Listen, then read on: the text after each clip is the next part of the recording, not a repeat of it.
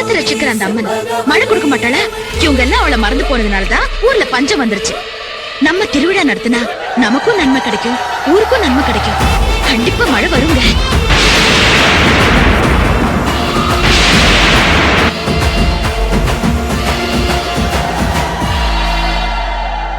ஓர கண்ணழகி ஒத்த சட எடையழகி கண்ட பத பிறந்து வந்த அழகு நாச்சியம்மா, அழகு நாச்சியம்மா, அழகு